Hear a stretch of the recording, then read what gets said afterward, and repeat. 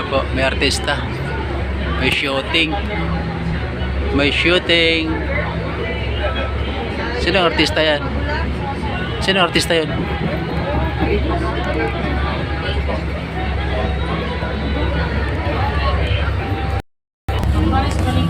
Ayan na po. May shooting dito kanina sa... ngayon, may shooting dito sa Cebu. Sa malapit dito sa tulay. Sa may carbon. May Santo Niño. Ayan po, medyo matraffic. Ayan po yung ating kahabaan ng traffic. Napaka sobrang traffic po talaga.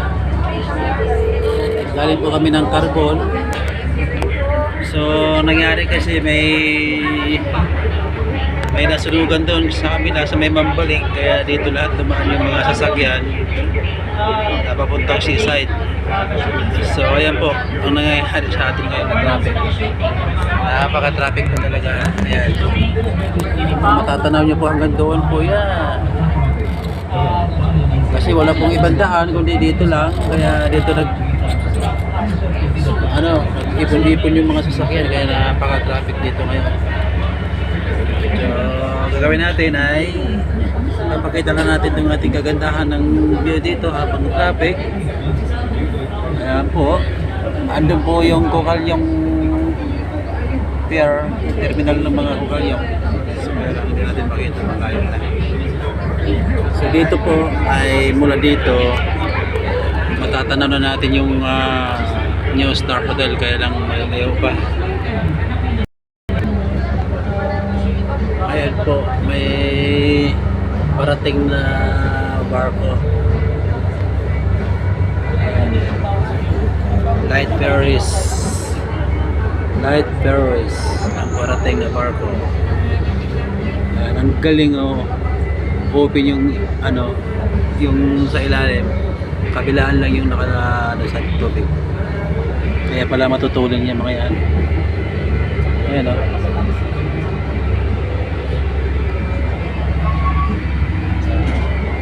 light ferries po yan. Siguro ayan ay galing ng saan kaya galing to? Baka Bohol o kaya sa Leyte.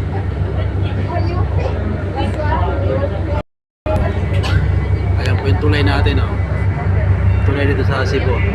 Ayan po, malapitan to yan. Ayan, ngayon lang din kuhaan ng malapitan talaga ito. So ayan po yung napakahabang tulay dito sa Cebu. Yung ginagawa ni project daw ito na di President Duterte bago siya mag-retiro. Ayan, mahaba po yan, hanggang doon po yan. So ayan po mga kamiks, dito na tayo sa tulay. Nasa tulay din po kami, kaya lang mas mataas yung tulay na yan. So nasa ilalim kami yan. Punta na pa tayo dito. Ayan po mga kamiks, galing po kami ng carbon. Nandun kami doon tayo na ng may pinapahanap sa amin na president yung waterproof sa dagat, kasi baka namaba na yun ang ginagamit. So ayan po, ipakita ko lang po yung kagandahan ng ating tulay. Ito siyang dagat. Ayun yung building, doon kami natatakbo po. Ayan tayo.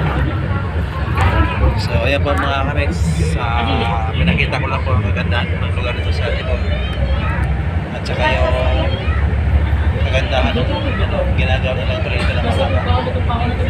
So ayan mga kamiks, hanggang dito na muna tayo Ayan, pakita ko lang po ulit yung ating ginagawang project na wallpaper sa Star Hotel. Okay.